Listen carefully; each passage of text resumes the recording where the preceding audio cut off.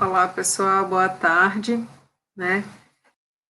Vamos aí começar nossa exercícios de análise dimensional e semelhança.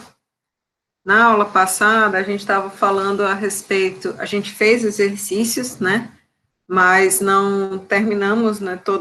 Exaurimos todas as possibilidades, então, agora a gente também vai realizar outras questões de análise dimensional e semelhança, na realidade, fazendo os dois processos, né? Tanto de geração de parâmetros π, quanto de avaliação da semelhança de modelos e protótipos em uma questão única, certo? De uma vez só, né? A gente vai juntar essas duas etapas que a gente anteriormente tinha trabalhado separadamente, certo? Então, essa questão aqui já foi questão de prova em semestres anteriores, né? E aí a gente usa ela agora como questão de exercício para a gente trabalhar, né, os conceitos. E ela diz assim, essa figura aqui, mostra a seção transversal de um componente estrutural ao longo de uma ponte. Nós sabemos que ocorre o desenvolvimento de vórtices na parte posterior do corpo e que esses são desprendidos de forma regular e com frequência definida, quando o vento escoa em torno desse corpo. Esses vórtices podem criar forças periódicas, né, que vão atuar na estrutura, e assim é importante determinar a frequência com que eles são emitidos. Para a estrutura mostrada na figura, essa largura aqui D vale 20 centímetros, H vale 40 centímetros, e a velocidade do vento é de 40 km por hora.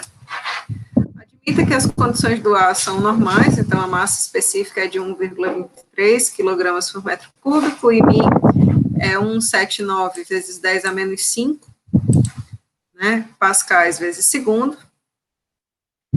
E aí ele diz, a frequência de emissão de vórtices deve ser determinada com a utilização de um pequeno modelo de diâmetro, largura aqui de 30 milímetros, para ser testado em um túnel de água, e aí ele dá a temperatura da água e as propriedades dela nessa condição, né? Então, massa específica 998 kg por metro cúbico e viscosidade 1 vezes 10 a menos 3 pascais vezes segundo.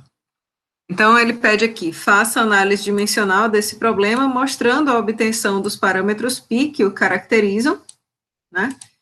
E se a frequência do desprendimento de vórtices no modelo for 60 Hz, né? Qual será a frequência de desprendimento de vórtices no protótipo, certo? Então, nesse problema, a gente tem a seguinte situação, né? Deixa eu ver se a tela está compartilhando, só para... Ótimo, está tudo aqui. Então, a gente tem a seguinte situação. A frequência de desprendimento de vórtices, né, ela é uma função desses parâmetros que estão sendo descritos no enunciado da questão, né? Os parâmetros geométricos, né, essa largura D, essa altura D e a largura H, a velocidade com que o fluido escoa, e, obviamente, as características do fluido, né, as propriedades do fluido, também são importantes nesse processo. Então, segundo o nosso algoritmo lá de Buckingham, né, ele dizia para a gente que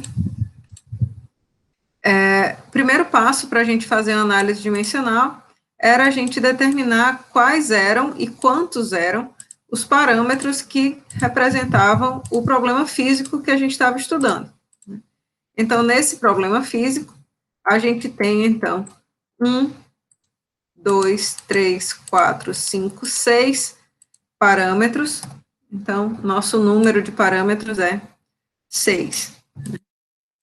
Como segundo passo, ele pede, descreva todos esses parâmetros em termos de suas dimensões, né?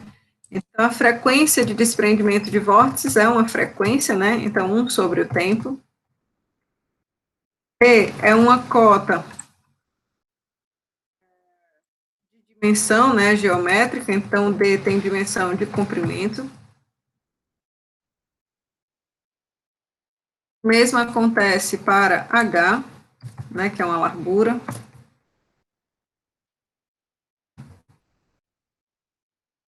A velocidade é justamente comprimento por tempo.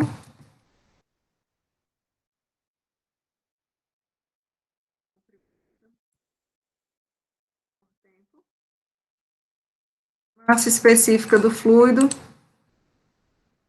então, seria massa por comprimento ao cubo, como a gente já está acostumado a fazer. E a viscosidade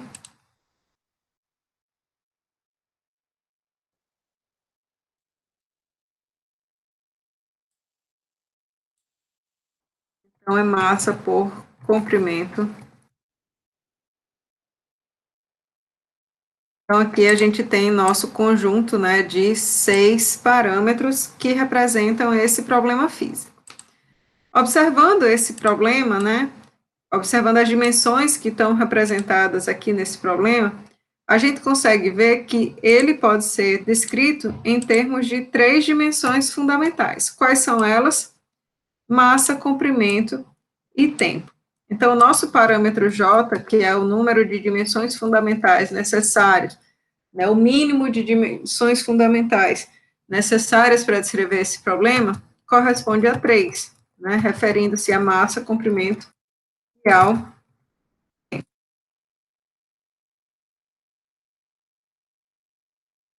Então, sabendo disso, a gente pode determinar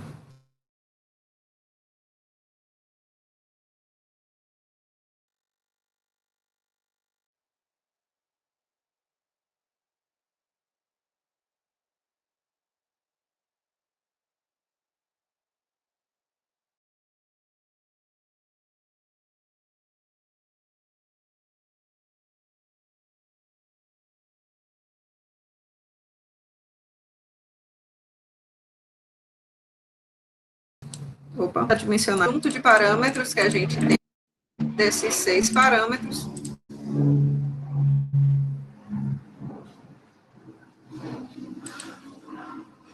Bom, alguma coisa aconteceu aqui que saiu uma zoada, eu espero que tudo esteja sendo gravado como planejado, né? Mas vamos ver. Então, desse conjunto aqui de 6 parâmetros, a gente deve escolher 3, né? Porque o número J é 3. Então, a gente deve escolher 3 parâmetros para serem nossos parâmetros repetidos. Né? Parâmetros repetidos porque eles vão estar presentes em todos os grupos adimensionais que a gente for formar.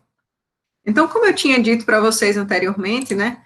A gente pode separar esses conjuntos de dados, né, esses parâmetros aqui, em 3 categorias, né? Aqueles parâmetros que se relacionam com características geométricas, no caso aqui D e L, né? Aqueles parâmetros que se relacionam com as propriedades do fluido, né? Viscosidade e massa específica aqui, e aqueles parâmetros que se relacionam com fatores externos. Então, a gente tem aqui V como um fator externo e a frequência de desprendimento de vórtices, né, como um fator externo também, né, mas como sendo uma resposta, né, desse nosso problema, certo? Então, a gente fazendo essa separação nessas 3 categorias principais, a gente pode selecionar melhor quais que vão ser esses parâmetros repetidos, né, para a nossa análise. Então, eu sugiro selecionar um parâmetro geométrico, um parâmetro de propriedade dos fluidos e um parâmetro referente às características externas. Percebam que W é a nossa variável resposta, né? A gente quer avaliar como que a frequência de desprendimento de vórtices, ela se comporta em função desses parâmetros. Então, ômega, que é a nossa variável resposta. Dessa maneira, ela não deve, de maneira alguma, ser contabilizada aqui como um dos parâmetros repetidos. Porque se ela é a nossa variável de resposta, como que ela pode estar presente em todos, né, os parâmetros que a gente for gerar? Então, a gente não escolhe essa variável, certo? Então, eu posso escolher D ou H enquanto parâmetro geométrico, vou escolher aqui H, destacar aqui de rosa. Como na questão anterior eu escolhi a massa específica como propriedade do fluido, eu vou escolher nessa a viscosidade, certo? E como parâmetro de fator externo, eu vou escolher a velocidade, que é o que nos resta, certo? Então, nós vamos criar 3 grupos adimensionais, aí através do uso desses parâmetros repetidos que a gente escolheu aqui. Então, π1 seria H elevado a... Opa! Oxente! Elevado a A. Velocidade elevada a B. Viscosidade elevado a C. Vezes, né, a nossa variável resposta, que seria a frequência de desprendimento dos vórtices. No grupo π2, então, esses expoentes a gente pode chamar de valores diferentes, né, x, y, z. Eu faço isso para que a gente não faça confusão, né, na hora de escrever nossa resposta completa. E aí a gente pode combinar isso com D, que seria um dos parâmetros que está livre, né, ainda, e em seguida com o terceiro parâmetro aqui. Então, eu vou chamar isso de alfa, beta,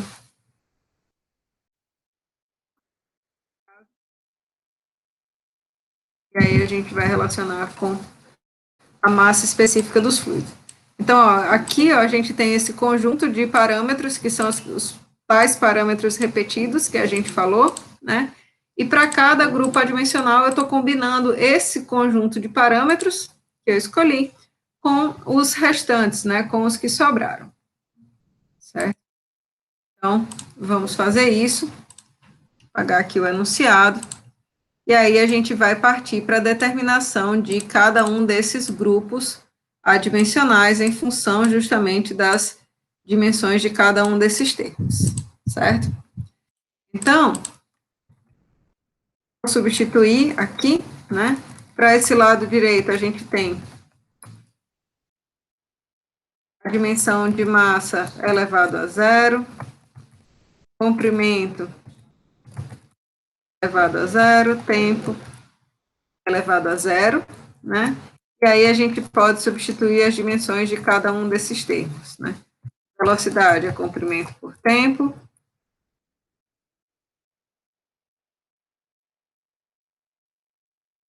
Viscosidade é massa por comprimento tempo.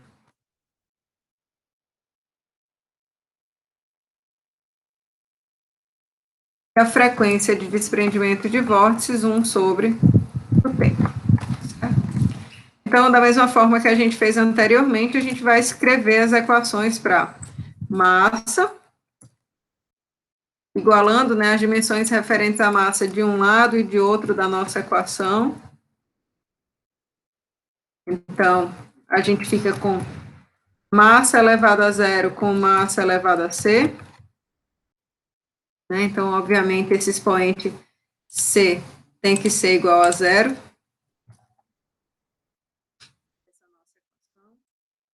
A gente faz a mesma coisa para a dimensão do comprimento. Aqui, L elevado a A mais B menos C, né, seria a nossa equação para a dimensão do comprimento. A mais B menos C igual a 0. Né, a gente já sabe que C é igual a 0. Então, A fica sendo igual a menos B, né? A mais B igual a 0, eu passei o B para o outro lado. Quando a gente fizer esse mesmo procedimento para a dimensão do tempo, então a gente vai ficar com t elevado a zero sendo igual a t elevado a d menos c, d menos c menos 1,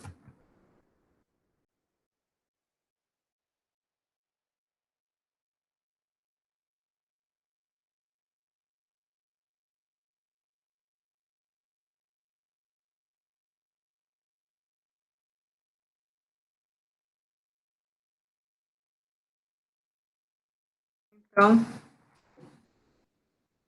b, menos b menos c, ó, aqui o sinal é negativo, menos b menos c menos 1 igual a zero. Né? Menos b menos c menos 1 igual a zero. Como a gente já viu que b é igual a zero, então menos b menos 1 é igual a zero, b, né, passando para o outro lado da equação, é igual a menos 1. Então, se b é igual a menos 1, então a é igual a 1, certo? A gente pode pegar o nosso grupo adimensional aqui e substituir quais são os valores que a gente achou, né? A igual a 1, b igual a menos 1 e c igual a zero. E aí a gente consegue verificar que esse nosso primeiro grupo adimensional independe da massa específica do fluido, não é isso? E ele é representado simplesmente por H vezes ômega dividido pela velocidade. Se a gente quiser checar as dimensões disso daí, a gente diz que H tem uma dimensão de comprimento, né? Se multiplica com, se multiplica com 1 sobre o tempo da frequência, né, de desprendimento dos vórtices, dividido pelas dimensões da velocidade, L sobre T. Então, a gente consegue ver que, de fato, esse adimensional que a gente encontrou, né, esse primeiro grupo adimensional, ele realmente é adimensional, né? Essa relação aqui produz uma dimensão nula, certo? O segundo grupo que a gente resolveu trabalhar, então, é este aqui, né? O grupo P2. O grupo P2 também tem as dimensões dele, m elevado a zero, L elevado a zero, T elevado a zero, né? Ele é um grupo adimensional. E aí a gente tem essa mesma relação, né? X, Y e Z, com as dimensões dos parâmetros repetidos, logicamente, porque os parâmetros são, né, repetidos. E o termo D é uma dimensão de comprimento. Então, aqui, L, certo? E aí a gente vai seguir o mesmo procedimento que a gente fez anteriormente, né? Escrever uma equação para a dimensão da massa, uma para a dimensão do comprimento e outra para a dimensão do tempo, certo? Fazendo isso para a massa, a gente vai ver que a gente vai ficar com m elevado a z, né, sendo igual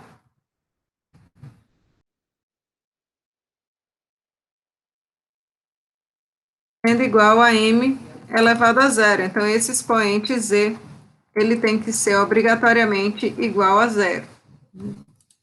Se a gente fizer o mesmo para a dimensão do tempo, eu prefiro, pessoal, né, deixar sempre essa dimensão do comprimento por último. Por quê? Porque ela é uma dimensão que está presente em muitos termos. Então, ela vai a gente vai obter a equação mais complexa que tem para o comprimento. Então, é mais fácil que a gente trabalhe com as demais anteriormente e só depois passe para a dimensão do comprimento, tá? Então, t igual a zero do lado esquerdo tem que ser igual às dimensões do tempo do lado direito da equação. Então, t elevado a menos y menos z.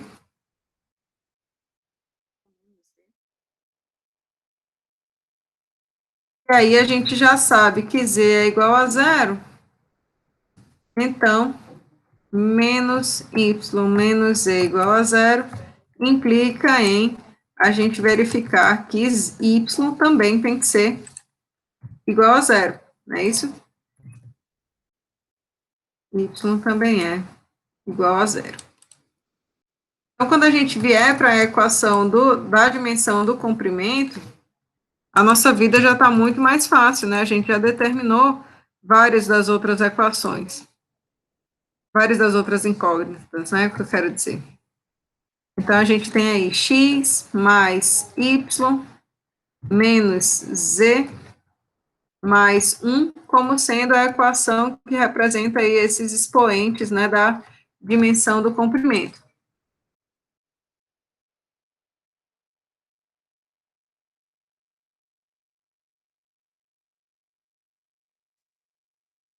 Então, essa seria a nossa equação para a dimensão do comprimento.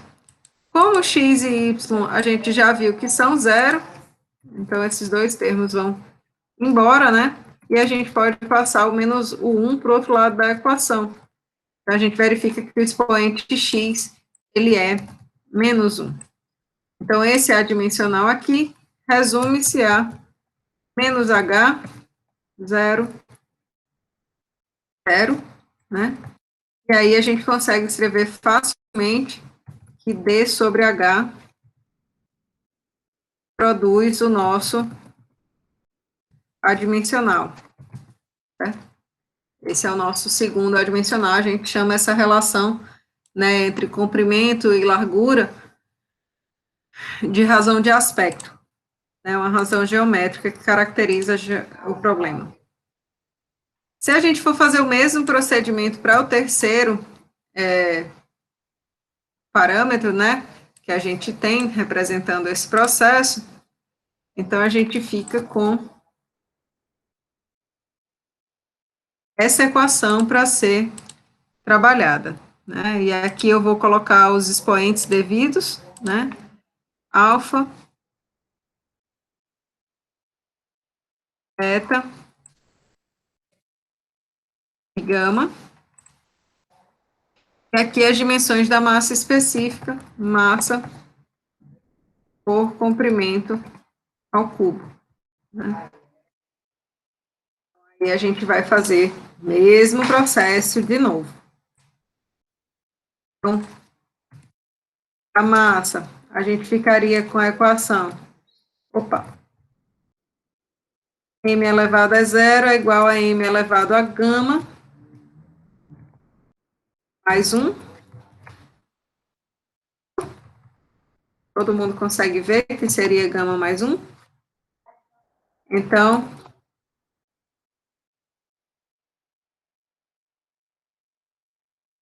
gama mais 1 é igual a zero, gama é igual a menos 1. Cuidado, viu, pessoal? Quando vocês forem resolver essas equações, para não errarem besteirinha com sinal, porque um sinal diferente aqui que vocês colocam já muda completamente o adimensional, muda os outros, né, parâmetros que vocês vão achar. Então, tomem cuidado, né, com essa multiplicação de sinais, com passar um sinal para um lado e para outro, tá? Isso realmente faz muita diferença.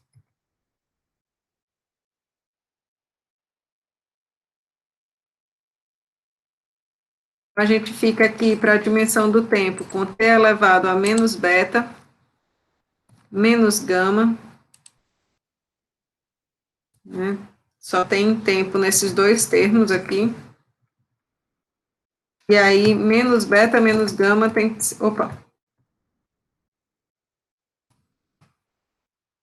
tem que ser igual a zero, né? Então, menos beta, menos gama tem que ser igual a zero, só que gama já é menos 1, né? Então, menos 1 aqui.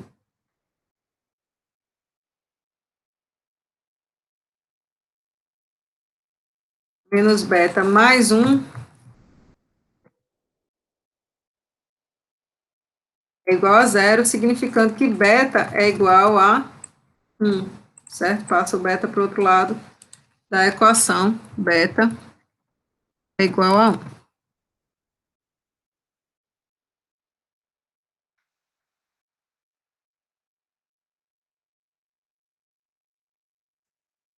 A última dimensão que nos falta é a dimensão referente ao comprimento, né? Trabalhar com essa última dimensão. L elevado a zero vai ser L elevado a alfa mais beta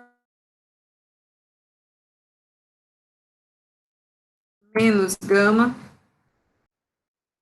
menos 3. Certo? Alfa mais beta menos gama menos 3.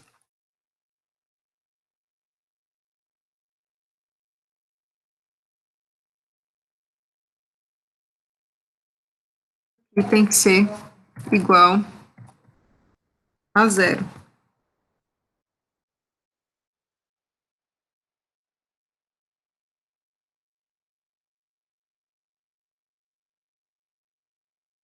Então, beta a gente já sabe que é 1, gama a gente já sabe que é menos 1,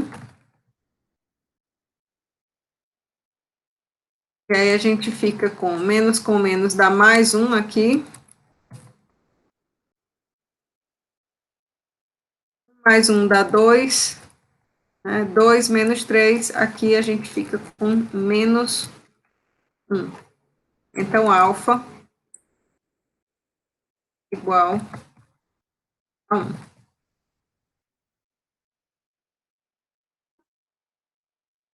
Então, esse número adimensional aqui,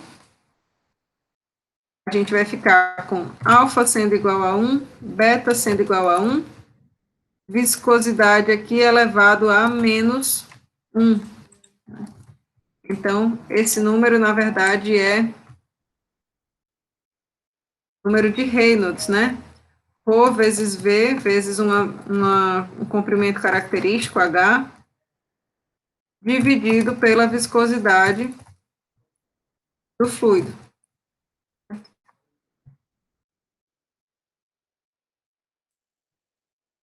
Então, nós obtivemos aí nossos três grupos adimensionais que caracterizam esse processo. Eu vou colocar eles aqui para a gente poder começar a trabalhar com as questões referentes à semelhança, né? Então, H3 é o número de Reynolds, H2 é D sobre H, quer dizer, P2 é D sobre H, e P1 é esse aqui, né? H ômega sobre V. A gente tem esses três adimensionais representando todo esse processo físico. Tá? Eu vou voltar aqui para essa questão, vou trazer o enunciado dela novamente, para que a gente trabalhe com os valores referentes à semelhança, certo? Então, eu vou apagar essa parte inicial aqui, para a gente ficar com somente os valores aqui, para a gente trabalhar, né? Então, fizemos a análise dimensional e descrevemos os parâmetros que caracterizam o processo, ótimo. E agora, ele quer avaliar a frequência de desprendimento WP, né, ômega P, no protótipo, dado que ele fornece para a gente qual que é a frequência de desprendimento no modelo, certo? Então, veja só, desse conjunto de adimensionais que a gente tem aqui, só um deles traz a variável que a gente tem interesse, né, no processo, na questão que ele coloca, né? Só que, nesse adimensional aqui, a gente tem uma relação da dimensão H com a frequência de desprendimento com, né, a velocidade do escoamento. Ótimo. Então, a gente tem H para a condição real, né, do protótipo, mas perceba, a gente tem a velocidade para a condição do protótipo, mas perceba que a gente não tem essa velocidade do escoamento para a condição do modelo, né, para a gente substituir aqui. Falta uma informação de velocidade para a gente poder fazer essa relação de igualdade dos grupos adimensionais 1 do modelo e do protótipo. Vou descrever isso matematicamente aqui para vocês, certo? A gente quer que π1 do modelo seja igual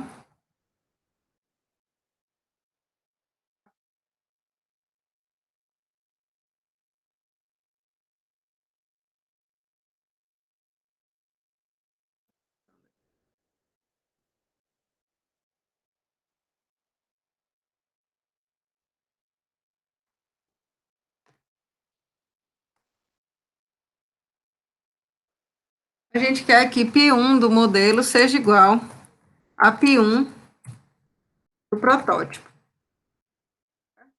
Para que a gente garanta justamente essa condição de homogeneidade, né, essa condição de semelhança entre modelo e protótipo, certo? Se a gente for fazer isso, a gente necessita desse conjunto de informações de modelo e de protótipo, né?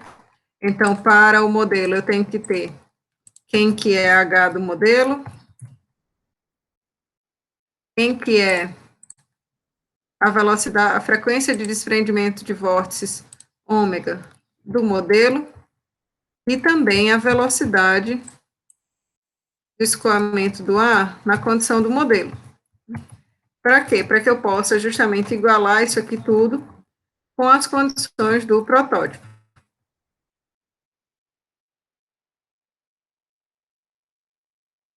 No enunciado, é fornecido para a gente, ó, que H do protótipo e a velocidade do vento, ou seja, na condição de protótipo, é de 40 km por hora.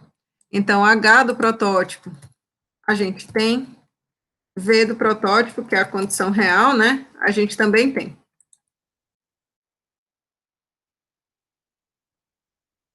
Porém, só é fornecido para a gente, no enunciado também, essa frequência de desprendimento de vórtices no modelo, certo?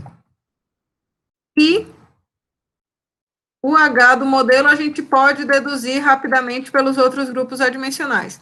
Mas a gente não sabe a informação, pessoal, né, e essa é a mais crítica, da velocidade do escoamento do modelo. Por quê? Porque se a gente quer determinar quem é ômega P, que é o nosso interesse aqui, eu preciso dessa informação da velocidade do modelo e do H do modelo, certo? Então, perceba que a gente vai ter que trabalhar com os outros grupos adimensionais que contemplam essas variáveis, para que a gente possa determiná-las e só então vir aqui para essa relação para determinar ômega P. Ok? Então, vamos fazer isso, né? Vamos fazer essa similaridade para os outros grupos adimensionais, para que a gente possa, né, obter as informações aí para o nosso processo. Então, a primeira igualdade que a gente deve trabalhar é com o grupo H, né, D sobre H, que seria esse grupo referente à razão de aspecto π2, né? Então, π2 do modelo tem que ser igual a π2 do protótipo. Por que que a gente está fazendo isso? Porque a gente só tem essas informações de uma parte, né, desses dados, a gente não tem todos. Então, D do modelo sobre H do modelo tem que ser igual a D do protótipo sobre H do protótipo, certo? A questão, ele fornece que o protótipo tem esse valor de D igual a 0,2 metros, e H sendo igual a 0,4 metros, e o modelo, ele informa que tem 30 milímetros, né? Então, 30 milímetros aqui. Assim sendo, né, H do modelo fica sendo 30 vezes 0,4 dividido por 0,2.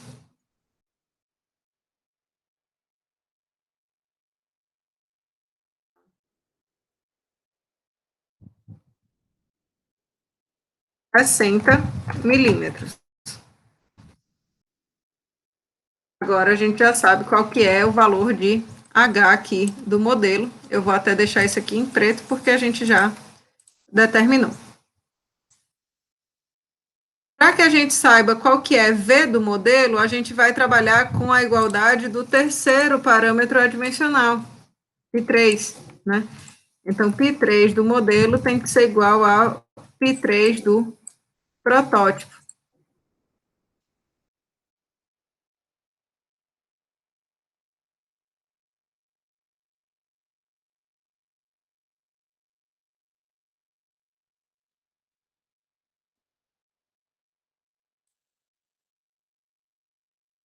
Então, H do modelo, V do modelo, massa específica da condição de uso do modelo,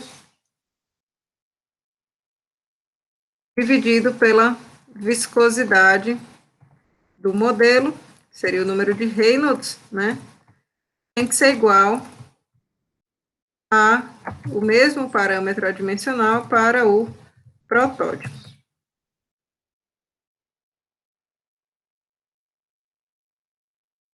Nesse momento, a variável que a gente tem interesse dessa relação é justamente essa velocidade do modelo, né, que é o que falta aqui para a nossa pergunta principal. Então, eu vou isolar V do modelo, passando justamente Mi para cá, multiplicando O do modelo e H do modelo aqui para o numerador. Certo?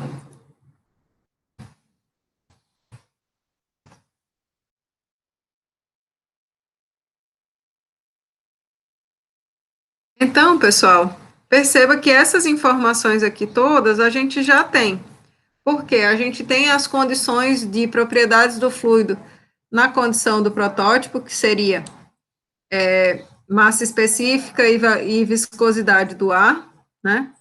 A gente tem também essas propriedades para o modelo, que seriam as propriedades da água a 20 graus Celsius, e a gente tem a velocidade do vento, que é justamente a condição do protótipo, certo? Então,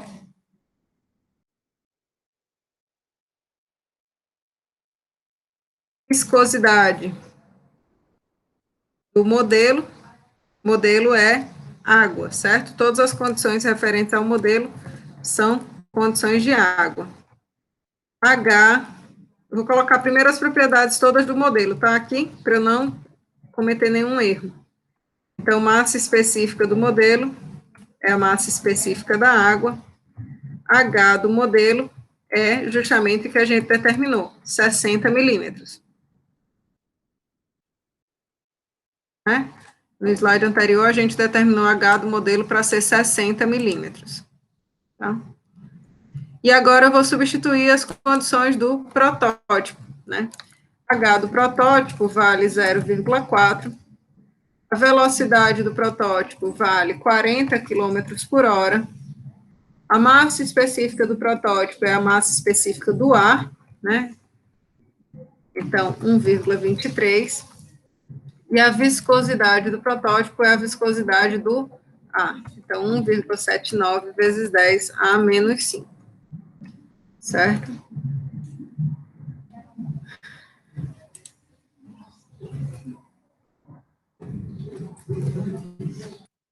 a gente fizer essa continha aqui, então 0,4 vezes 40 vezes 1,23 vezes 10 a menos 3, dividido por 998, 1,79 vezes 10 a menos 5, dividido por 60, essa velocidade,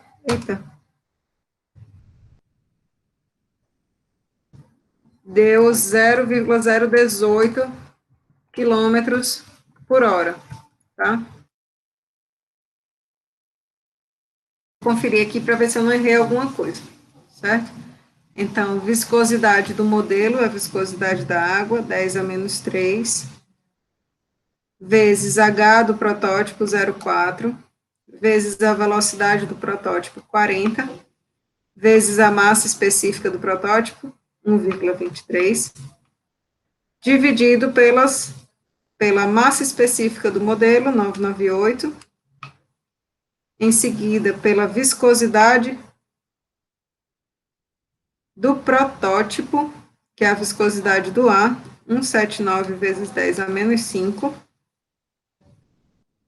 e pelo H, né, do modelo, 60 milímetros. Olha só que interessante, onde é que a gente errou? Veja só,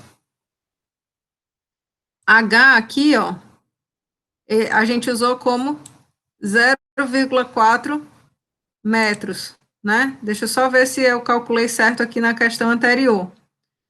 Então, aqui era 30 milímetros, 0,2 metros, 0,4 metros. Então, esse valor aqui de H saiu em 60 milímetros, certo? Só que aqui, nessa nossa conta, esse H aqui de cima, ele está expresso em metros, e esse daqui está expresso em milímetros, né? Então, é preciso que eles tenham a mesma unidade para que a gente possa realmente trabalhar com o cancelamento desses termos, certo? Então, aqui é dividido por 60 vezes 10 a menos 3 metros, certo? Então, a velocidade desse escoamento deveria ser de 18,36 quilômetros por hora, certo? E não 0,018, né? Estava uma velocidade muito baixa. Bom, agora que a gente já sabe quem é essa velocidade que vai ter que ser usada no teste do modelo, né?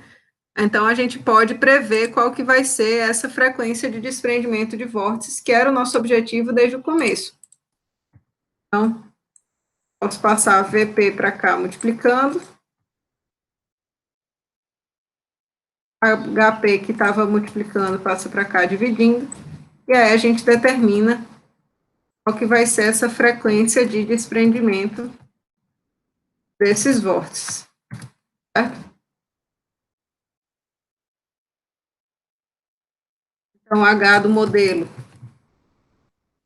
é 60 vezes 10 a menos 3 metros. A frequência de desprendimento de vórtices no modelo é 60 Hz. A velocidade aqui do protótipo foi aquela que a gente... Não, é de 40, né, quilômetros por hora. A velocidade do modelo foi a que a gente determinou, né, 18,36. E H do protótipo é 0,4 metros. Essa frequência aqui de desprendimento de vórtices